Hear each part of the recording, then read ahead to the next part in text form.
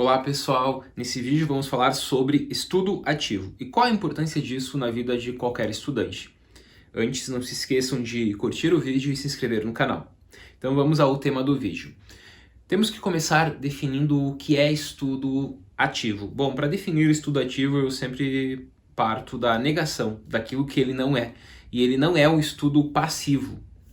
O estudo passivo é todo aquele tipo de estudo que tu apenas está lá de forma passiva recebendo conteúdo. Aqui, inclusive, a imagem que eu penso toda vez que eu falo sobre estudo passivo é um copo, onde tu vai lá e está colocando água, simplesmente colocando água num copo. Isso significa que tu apenas está retendo informações e tentando gerar dessas informações conhecimento.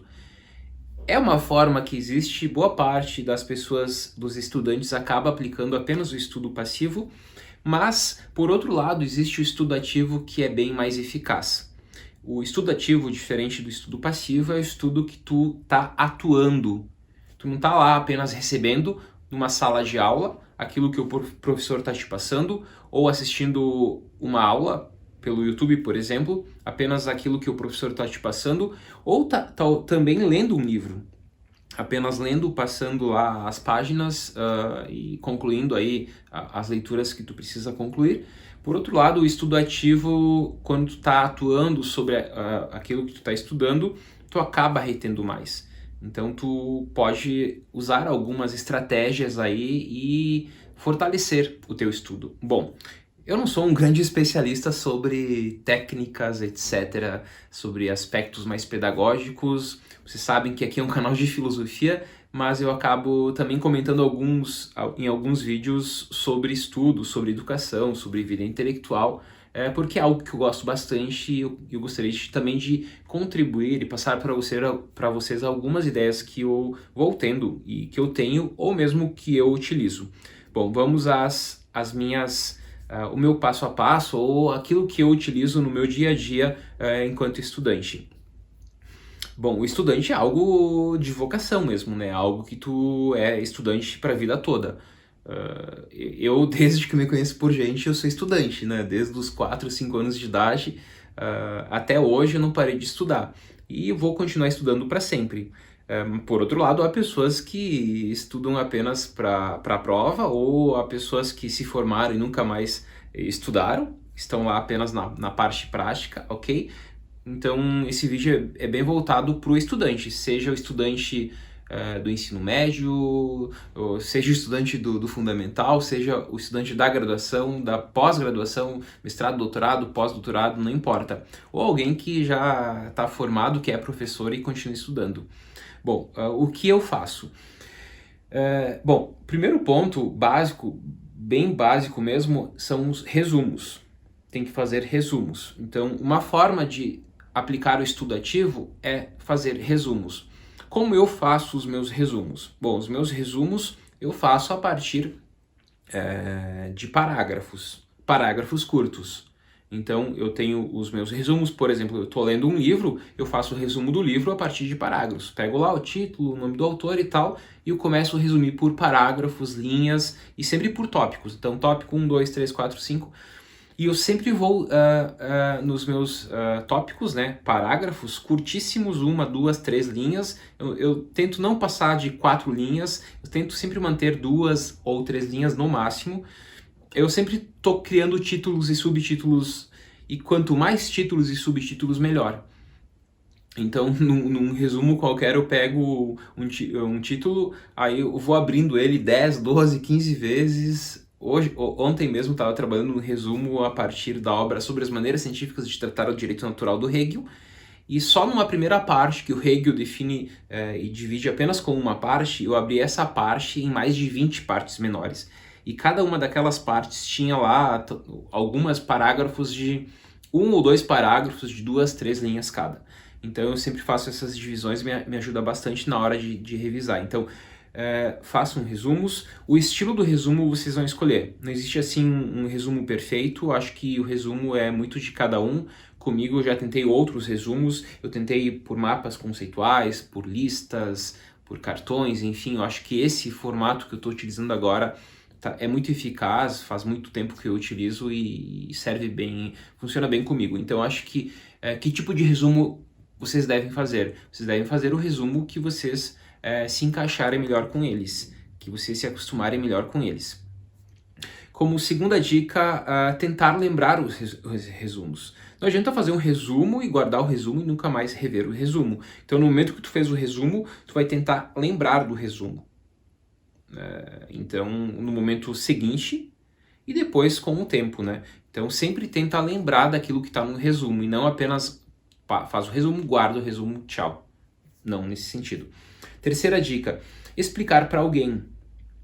Essa, inclusive, seria a dica de ouro aqui deste vídeo. No momento que tu vai explicar algum conteúdo que tu aprendeu para alguém, isso significa que tu domina aquele conteúdo. Tu não tem como explicar algo se tu não domina o assunto. Tu até pode explicar algo que tu não domina, mas nem tu vai entender, muito menos o interlocutor. O teu aluno vai entender. Então, o fato de explicar para alguém significa que tu domina o assunto, que tu consegue explicar, passar o conteúdo de uma maneira que quem está na tua frente vai entender, e isso acaba ajudando, inclusive, na memorização, porque no momento que tu está explicando para alguém, tu vai lembrar lá na frente da explicação que tu deu. Ah, mas eu não tenho ninguém para explicar, eu não sou professor. No meu caso é fácil porque eu sou professor, então tudo aquilo que eu estudo, eu acabo utilizando na sala de aula. E no momento que eu estou explicando algo e o estudante não está entendendo aquilo que estou falando, significa que nem eu mesmo entendi direito aquilo. Porque no momento que tu passa a entender direito, tu consegue explicar com exemplos aquilo que talvez é muito teórico. E aqui, inclusive, tem a diferença de aluno e estudante, né? Em relação ao passivo e ativo. O aluno sempre é mais voltado ao passivo, o estudante que é ativo, nesse sentido. Bom, então, terceira dica que eu deixo aqui é explicar para alguém. Se não tiver ninguém, para si mesmo. Então, explica em voz alta para ti e isso vai te ajudar a memorizar de alguma maneira. Quarta dica que eu deixo aqui é repetição espaçada. É uma técnica muito utilizada aí para quem faz concurso e tudo mais. Tem aplicativos que acabam ajudando nesse sentido, mas aqui, utilizando essa repetição espaçada, ou seja, né, repetindo o conteúdo de forma espaçada aqui, e o que é espaçado, né? Sei lá, no meu caso, uma semana é um bom tempo.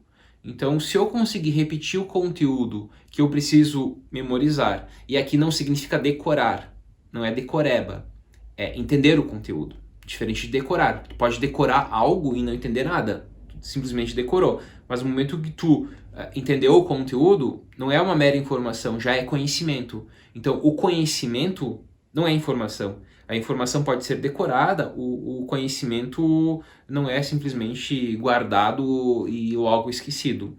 O conhecimento é inesquecível nesse sentido. Então, a repetição espaçada é importante justamente porque a gente acaba esquecendo. Óbvio que tu deve ter esquecido muito daquilo que tu já estudou até hoje. E eu também. Então, no momento que eu estou estudando algo e eu não realizar esse processo de fazer o resumo, de repetir de forma espaçada, e ler e estudar a revisão que eu fiz, o resumo que eu fiz, eu vou esquecer. Claro que a leitura que eu fiz na semana passada, ela está bem mais fresca. Porém, daqui 1 ano, 2 anos, se eu não fizer esse processo, eu vou esquecer. Então, tem muitos livros que eu já li na minha vida que, se tu me perguntar hoje, tu já leu tal livro de tal autor? Sim, eu já li, eu lembro que eu li aquele livro. Então faz um resumo aí de 5 minutos sobre o livro. Não vou lembrar, porque eu teria que voltar, teria que reler, teria que, enfim. Então, por isso mesmo, trabalhar com resumos, com repetição espaçada, revisar e estudar o resumo é fundamental para a gente não esquecer. Por isso que a gente precisa de tempo. Estudar exige muito tempo mesmo, não é algo assim que tu vai estudar 1 hora e opa, já vou sair desse tempo de 1 hora de estudo perfeito. Não, tu vai precisar de muito tempo para fazer esse processo todo.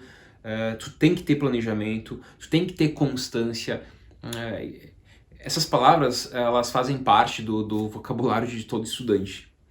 Próxima dica é uma dica mais prática, aplicarem exercícios. Aí tu deve estar pensando, exercício? Se for assim, tipo na área do direito, tem os exercícios para a prova da OAB, se tu for na matemática, se tu for na física, em português, gramática, então tem várias outras áreas que são bem comuns os exercícios. Na filosofia também tem exercícios, então tem muitos exercícios aí, questões que tu pode fazer. Em vários sites tu pode encontrar isso, tanto questões que acabam caindo no Enem, nos vestibulares, ou questões mesmo formuladas para as disciplinas da graduação, até mesmo da pós, né? Eu mesmo tenho uma lista gigantesca de exercícios que eu já utilizei nas minhas muitas disciplinas que eu já trabalhei nesses últimos 11 anos, né? Então todo ano eu estou criando exercícios novos a partir das disciplinas para não repetir. Então fazer exercícios acaba ajudando bastante também na memorização, porque tu está resolvendo um exercício sobre o racionalismo cartesiano, aí tu já puxa aqui um pouco sobre a filosofia da mente e aí vai. Isso significa que tu tá verificando inclusive aquilo que tu não domina para voltar e estudar aquele assunto. Então, fazer exercícios acaba ajudando. Os chamados cartões, né, os flashcards também acabam ajudando. Eu já fiz bastante esse esquema de cartões, resumos para conseguir revisar o conteúdo. Hoje eu já utilizo o Folha A4 mesmo por tópicos, como eu tinha dito no início do vídeo. Utilizar cores acaba ajudando bastante, esse estímulo visual acaba sendo bem interessante também. Enfim, então essas são apenas algumas mesmo técnicas que eu utilizo no meu dia a dia e acabam ajudando bastante. Então eu faço o estudo, faço o resumo e volto ao resumo. Basicamente é isso. Tudo aquilo que estou estudando, eu gero desse estudo um resumo. E esse meu resumo vai permanecer comigo para sempre. E eu vou voltar ao resumo sempre. Claro que o resumo não é algo assim imutável, tu vai transformando, melhorando o resumo. Então tu aprendeu algo novo, tu coloca no resumo. Tem coisas aqui que eu já sei, não preciso mais deixar aqui no resumo porque eu já sei. Então tu retira do resumo. Então o resumo é sempre algo mutável, nunca imutável. Bom, para finalizar o vídeo, eu pensei na seguinte imagem, eu acho que vai ajudar bastante a gente a entender esse tema, que são duas imagens aqui que a gente pode utilizar quando a gente fala de estudo, de conhecimento, que é a imagem da corrente e do quebra-cabeça. Então vamos pensar o seguinte, a passagem da corrente para o quebra-cabeça. O que seria uma corrente no estudo passivo, no estudo ativo, sobre o conhecimento? Uma corrente significa que ela tem esses elos, e um elo vai ser vinculado ao outro elo. Existe um elo inicial, existe um elo final, ou nem existe esse elo final, é ad infinitum, né? Mas tem o elo 2, tem o elo 3, tem o elo 4 e assim por diante, e há pré-requisitos. Então, o estudo pensado via uma corrente significa que tem que passar inicialmente pelo elo 1, para depois colocar o elo 2 aqui, para só depois colocar o elo 3, para só depois colocar o elo 4. Então tu não tem como começar o estudo pelo elo 4, porque se te faltar o 1, 2 e o 3, esses pré-requisitos, tu não vai entender o 4. Então pensar o estudo a partir de uma corrente significa pensar o estudo a partir de pré-requisitos, do início ao fim, do simples ao complexo. E é algo que eu utilizo muito mesmo. Se eu vou estudar algo novo e inédito, e eu não conheço nada sobre o assunto, eu penso esse conteúdo a partir de uma corrente. Eu vou do básico, para depois ir para o número 2, para depois ir para o número 3, até chegar ao número 1000, se eu tiver interesse. Bom, então os pré-requisitos do simples ao complexo, então tenta usar isso, ir aos poucos, um pouco por dia. Não tudo no mesmo dia, não conhecer os 1000 elos no mesmo dia, mas entender o elo 1 para depois passar para o 2. Mas eu já estou no 10, não entendi o 9 nem o 8. Tá errado? Tu tem que entender cada um deles para conseguir entender o que vem depois. Essa é uma imagem. A segunda imagem é do estudo bem mais complexo, que seria o quebra-cabeça. Um quebra-cabeça, tu tem várias peças nele e tu pode passar de uma peça para outra sem necessariamente seguir uma linha. Então tu pode sair dessa peça, pular para essa, ou tu pode sair dessa para essa. Por exemplo, aqui uma imagem, tu tem aqui uma peça e tu quer chegar a essa peça aqui. Aqui na corrente, tu teria que seguir 1, 2, 3, 4, 5 até o 10. Aqui não, tu pode sair aqui por aqui para chegar aqui, aqui, por baixo, pode fazer isso, enfim, não existe pré-requisitos. Esse tipo de imagem ajuda a gente a entender o estudo num sentido mais complexo. E aqui, aplicando ao tema do vídeo, eu penso o seguinte: no momento que tu domina muito o assunto, tu não precisa sair do 1 pro 2, do 2 pro 3, do 3 pro 4. Tu pode sair do 1 pro 8 para pular pro 10, para voltar pro 3, para voltar pro 2, para ir pro 1000. Por quê? Porque tu tem um domínio sobre o assunto. Então, vamos citar um exemplo. No momento que eu vou estudar, sei lá, Hegel ou Aristóteles. Eu vou falar de Aristóteles porque daí vocês não vão poder falar. Tu só fala do Hegel, né? Tá, vamos pensar em Aristóteles. Mas tu só fala de Aristóteles, tá? Então eu vou pensar em Pufendorf, sei lá, é alguém que é pouco citado aqui. Tá, vamos pensar em Maquiavel, pode ser? Beleza. Então, Maquiavel. No momento que tu vai estudar o Maquiavel, não conheço nada sobre o Maquiavel. Nem sei que período ele viveu, não sei nada. Então, pensa ele como uma corrente. Vai do mais simples possível, vai devagar, conhecendo elo a elo, até chegar ao número 10, ao número 1000, que seria as obras completas do Maquiavel.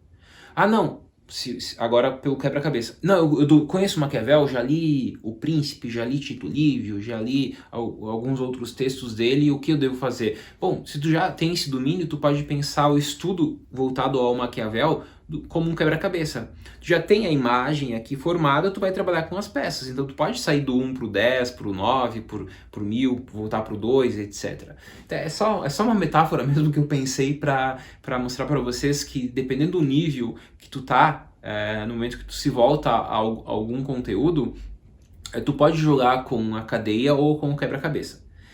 Enfim, pessoal, queria nesse vídeo mostrar para vocês que sim, estudar é muito importante, é meio que obrigatório para termos uma vida intelectual, e tu pode sim não apenas ter um estudo passivo, muitas vezes sim, eu inclusive tenho momentos do meu dia que é um estudo passivo, e esse momento do meu dia, o estudo passivo é sempre no final do dia.